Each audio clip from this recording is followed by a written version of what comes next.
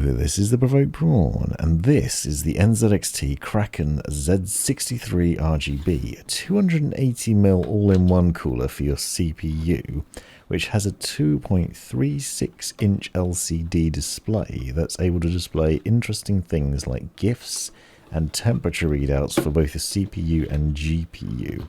This radiator has two 140mm AER RGB2 fans that daisy chain together in a really simple way and offer up some nice RGB lighting. This thing comes with a 6-year warranty and fits with a number of different CPU brackets and sockets and works with both Intel and AMD, and I'll leave all the specifications in the description.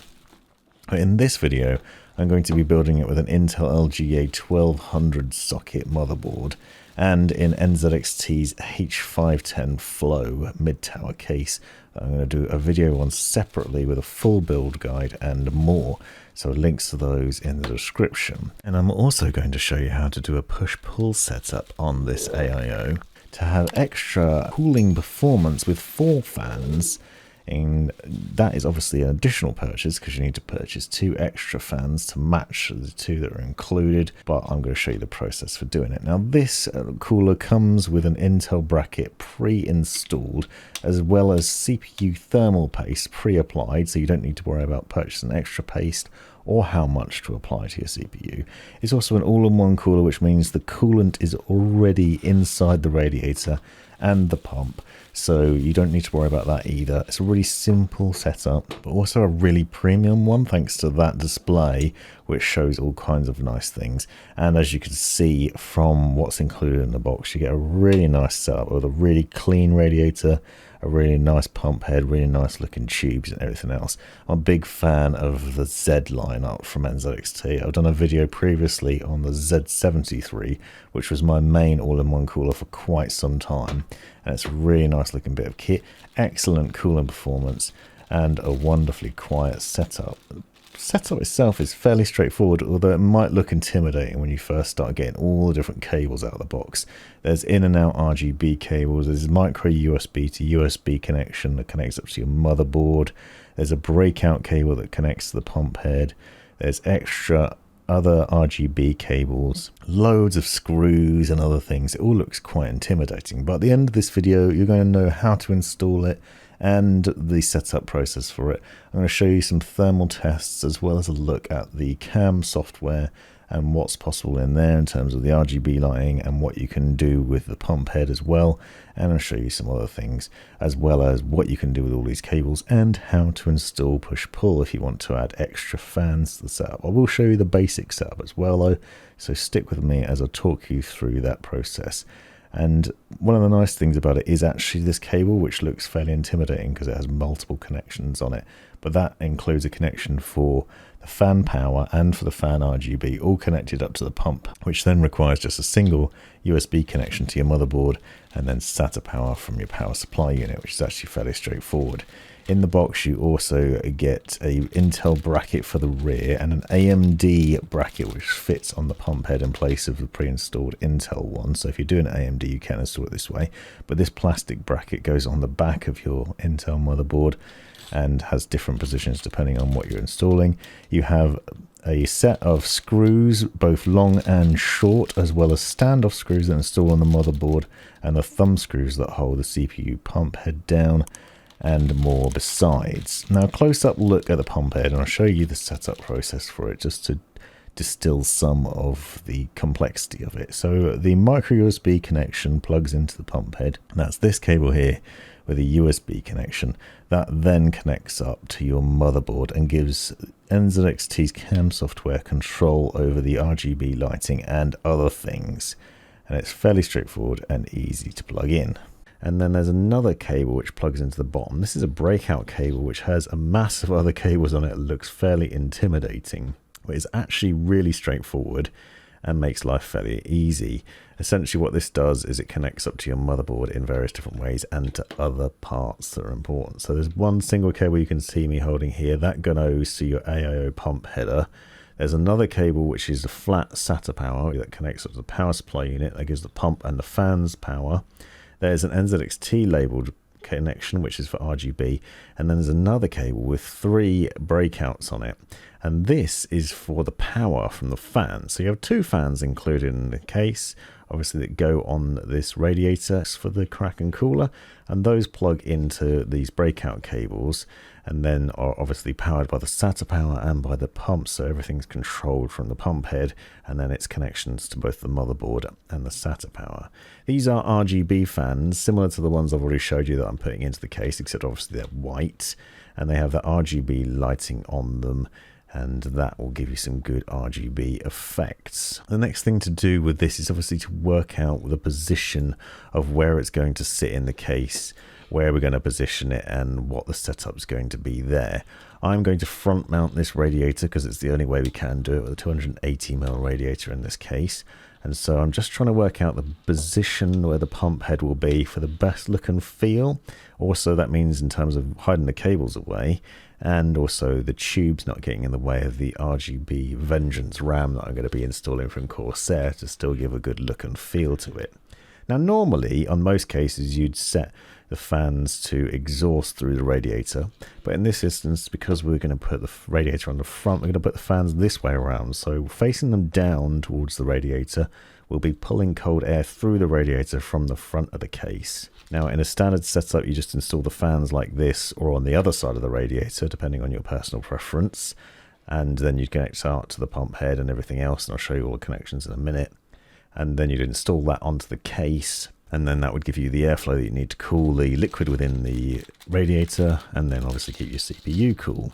In this instance, because I can, and because I want to demonstrate how it's possible, I'm also going to be using 2 140mm fans on the other side of this radiator as well. So I'm going to have 4 fans in total with a push-pull setup. So they're both going to be facing the same direction. Both pairs of fans will be facing the same way, pulling cold air through from the front of the case over the radiator, then back out into the case from the other side. This should give improved airflow, but it does mean it's going to be a bit complicated with RGB, but I'm going to show you. For demonstration purposes, the standard setup is like this. You have the 2 fans mounted onto the radiator. You connect up the in and out RGB cables. So the in labeled cable goes into the in connection on the middle, and then out goes onto the other side. And then you simply have another connection from the pump head, which connects into the other end of the fan. So essentially you're just daisy chaining them together. You connect loop or a circuit of fans together with this RGB lighting. So you'll find that there's this other cable marked in and out in there, and that has a slightly different connection because it has a 4-pin RGB connection which connects to the NZXT marked label that comes out of the pump head. So the CPU pump head has this cable in it that connects to that out cable there, and then the in part of that connects to the other end of the fan. You can't get this wrong because you can't plug these cables into the wrong place. They won't fit in the other ports, and obviously they're labeled in and out as well.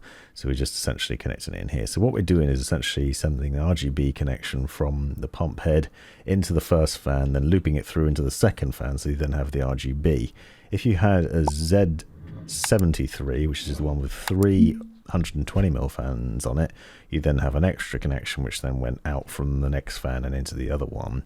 So it's just basically connecting the cables together. This makes the process pretty straightforward. Now, to complicate things, but also to show you what's possible, I'm going to take 2 extra 140mm NZXT RGB fans that I happen to have, and I'm going to use them for this push-pull setup. So I'm removing a 120mm fan that comes pre-installed on this fan tray that comes with a NZXT H510 Flow, and in its place I'm going to put 140mm fans. So the goal here is to end up with 2 140mm fans on either side with 4 fans in total.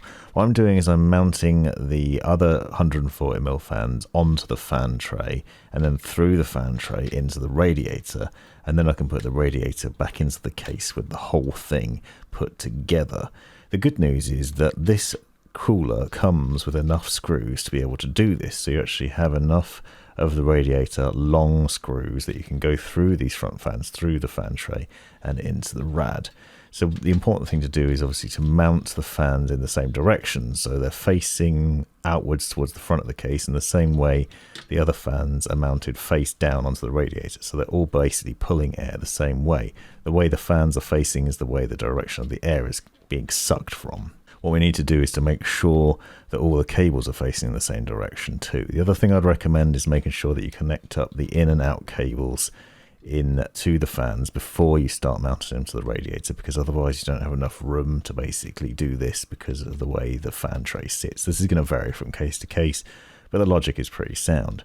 So essentially we're doing the same thing again. I'm putting an in and out cable between the two fans to connect them up. I'm then going to connect another in and out cable in a second from the white fan at the bottom to the black fan at the top, and then basically carry on the daisy chaining of RGB through to these other fans.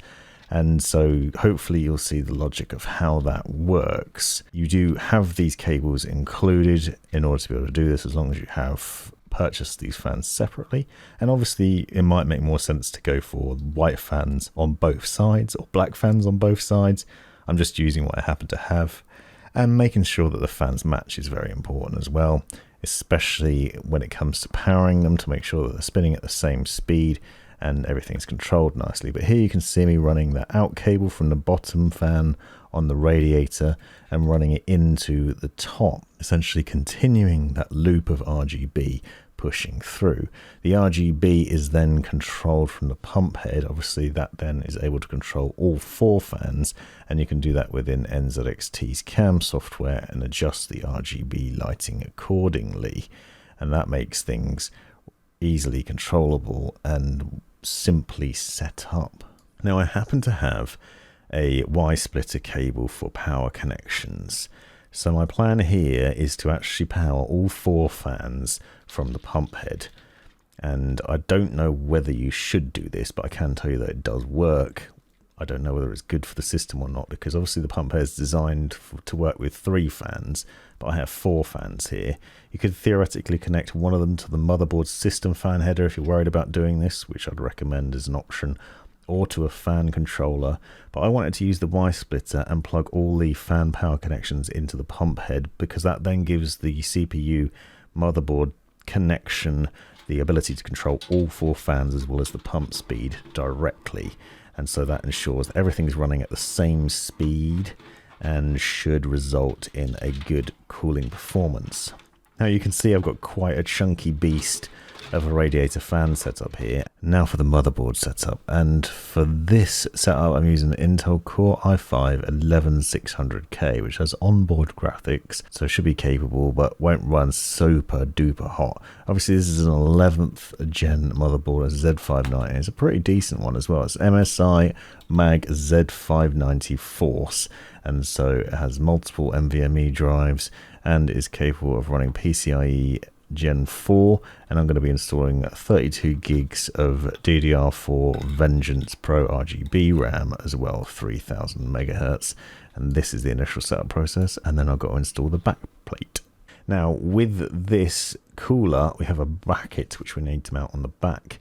This is an Intel bracket, and for the 1200 socket you need to make sure all the 4 pins are pushed all the way in towards the center. For different ones, say 2066 LGA socket, they go out to the outside, and there's instructions in the manual on where this is. You also have different types of standoffs, and for the LGA 1200 we're looking for the ones with the same length on either end instead of the ones with a slightly shorter bit on one end. So we eliminate those ones or remove those. That's for a different socket motherboard, and we want to find the ones that are the same on each end. And basically what we're going to do is screw that backplate into place by screwing them through to the 4 corners on the other side. So just going to quickly lift up the motherboard and screw one in place, just hold that in place. Obviously taking care to avoid creating any static electricity while doing this as well. I'm actually standing on an anti-static mat at the moment while building this, in case you're wondering. I'm discharging my electricity through the mains, grounding it that way. I found that the best way to do it because it means I'm not tied down with any cables, and then putting the 4 standoffs into place to hold the CPU pump down in place. The CPU pump will screw down onto these and then get the connection up to the CPU. The good thing about this CPU cooler is that it has thermal paste pre-applied as well, so you don't need to worry about using your own. You don't need to fuss about how much you're putting on and worry about whether you put too much on or not enough. And so it makes life a bit simpler with that as well. And I find doing all of this before you even put it in the case makes life a lot easier. And now we're going to seat the pump head down on the CPU. As I predicted earlier on, this is going to be the position I want to seat it in, with the cables facing up towards the top of the case, which means that I can then hide most of them away at the back and run ones where I need to. And also make sure you remove the plastic cover before you seat it down. One of the things that is problematic about this Z63, and the same with the Z73, is if you have 4 sticks of RAM, you may find that the pump tubes press up quite hard against the RAM. It is possible to put it into place, but if you look carefully, you will see that one of the RAM stick is now pressed up against the other one, which might hurt your feelings. I'm not too bothered about it, and it does run perfectly fine. It doesn't damage the RAM. I've been running my RAM like this for a long time in another case, so it's not been an issue. And then you just basically screw in the 4 thumb screws down carefully, not over tightening them as you go. And this will then obviously apply the thermal paste to make sure there's a good seat between the CPU and the pump head, and ensure that it has good traction there, and it will give you some good cooling. What you will notice is now a mess of cables to deal with. It looks quite intimidating, but we do know where they're going, so we're going to run them to the back, connect them up to the fan connections from the front fans that are connected to the radiator. This connection for the USB, so the micro USB connection, connects up to the pump head. Run that through to the back of the case and down to the bottom to the USB connection. And I'll show you where that is in a minute. And then you have this cable, which is a cable that connects up either to the CPU fan header or the AIO pump header. I'd recommend the AIO pump header because that's what it is, obviously. But in this case, the pump fan 1 on this motherboard. But usually the AIO pump headers are roughly in the same place as the CPU fan, which is usually in the top right, so you can see it there. It's a little bit fiddly, and there's a little bit of extra cable length that you then need to sort of work into the back of the case, but it's relatively easy to do. And then you've got to deal with the mess of other cables. Cable tie on this later on will tidy up most of it so it can be hidden out of the way, but you can just run most of these through the back with a little bit of fiddle. And obviously SATA power, USB connection, RGB connection, multiple fan connections.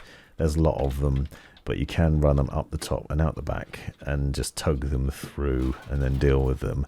With these cables, as I said, we have the 3 power cables that are running through to the back.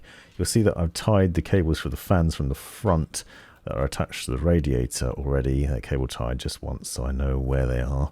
I have that Y-splitter cable, which I got separately, by the way, to connect up 2 of them into one, and then I'm basically connecting all 4 to the pump head, as I mentioned earlier on. Now, I'm not too sure this is 100% safe, so if you're concerned, connect one of those other cables to the smart hub, or connect 2 of the fans up to system fan header. That's an alternative. There are plenty of options with how you do this.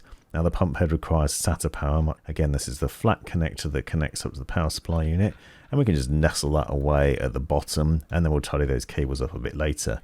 Then the all-important USB connection that's running from the pump head, that needs to be plugged into the very bottom of the motherboard. This will give the motherboard control via NZXT CAM software of the RGB lighting and fan controls as well. So you'll see at the bottom of the motherboard, you'll see it down here, you'll see 2 next to the power connection there where it says PCIe power 1, you'll see 2 ports, J USB 1 and J USB 2. That's your USB connection, and then next to that is where your blue USB front panel connection plugs in as well, so that's worth noting. So you essentially have 3 USB connections, but of a different type. Now, this is the RGB connection. So RGB from the front fans connects up to the pump head. And then we're done. Now the pump head has control of RGB and the power. So there should be lots of fun to be had. And now I'm going to show you what it looks like. So as default, you'll see the RGB is white on the fans, and you can't really see the front fans on the radiator, but you can when obviously move around to the front, and the liquid temperature is being displayed on the screen, and I'll show you what you can do with that in a minute. Ignore the fact that the RGB isn't working on the bottom fan here. I think I have a defective cable, but you'll see the RGB is working across the rest of the fans. I just need to sort that out. It's a minor problem. but you'll see all the fans are spinning and you can see the direction they're going in. Now I'm just going to jump into NZXT's CAM software and show you what else you can change, and then show you a thermal test as well. And once you have NZXT's CAM software installed, then you can access a variety of other things. So you can change the lighting. Obviously RGB fans and the pump head both have RGB lighting effects on them.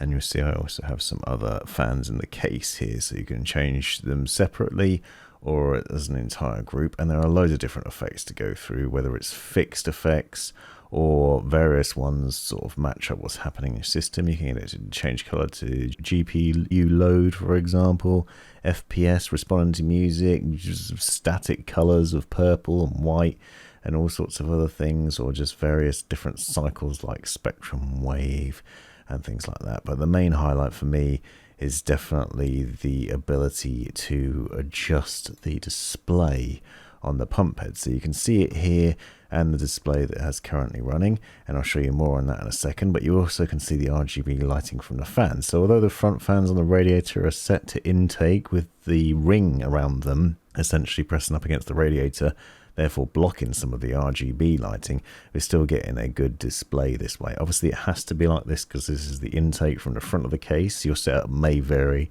if you're using it in a different case, but you can see I've got RGB fans at the back and top which have better RGB lighting shining into the case.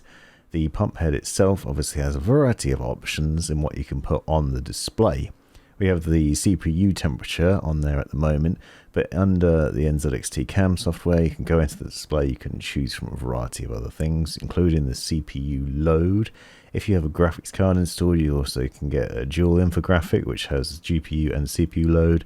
You can get the current clock speed of your CPU as well, which could be useful if you're overclocking or just want to know what the performance is like.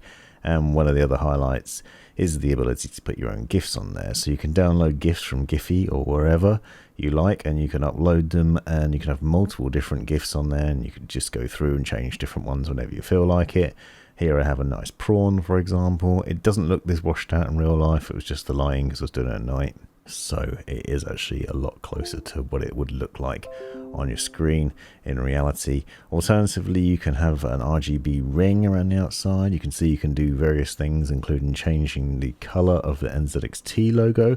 So if you don't like that, you can make that black and make it disappear and just have a ring around there. So there's loads of different options in terms of what you can have displaying on the pump, and I really like the customization options that you can go in here. Personally, I really like this CPU and GPU dual infographic setup, but also it's really nice just to have the flexibility to change through loads of different other options in here, and it's really easy to use interface as well in NZXT's CAM software.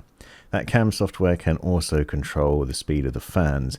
You can see that you have under the cooling section a readout on things like your CPU temperature currently, liquid temperature, current fan speed and pump speed as well. You can cycle through various different cooling settings, including performance and silent modes, and you can set a fixed mode in there too. I ran it mostly on silent because it's a heck of a lot quieter and a lot more enjoyable that way, but if you feel like you need to ramp up performance, you can. You can also dive in and adjust the fan curve manually. You can set the levels of when the fans start to ramp up on the CPU and on the pump as well, so you can adjust the performance of these and tweak it if you find it's ramping up too soon and is getting too loud, or perhaps things are running a bit too hot and you'd like to cool them down sooner. You can tweak it in there.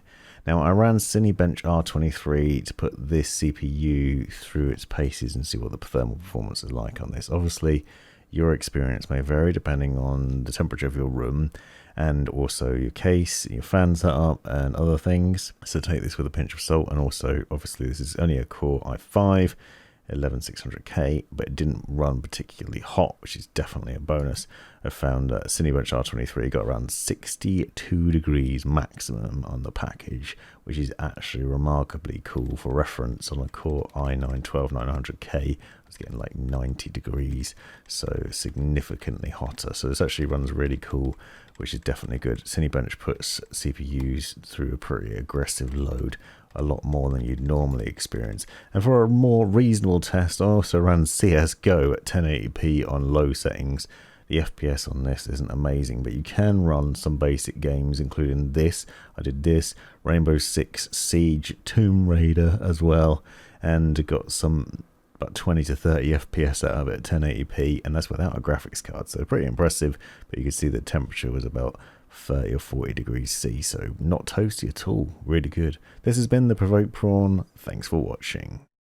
This has been the Provoked Prawn. Hope you found this video useful, interesting, hilarious, or otherwise. Take a look at these other videos that I think you might find interesting as well. And have a look at the description for links and other information you might find useful. Click that join button to see the benefits of being a member of my YouTube channel. And most importantly, have a great life.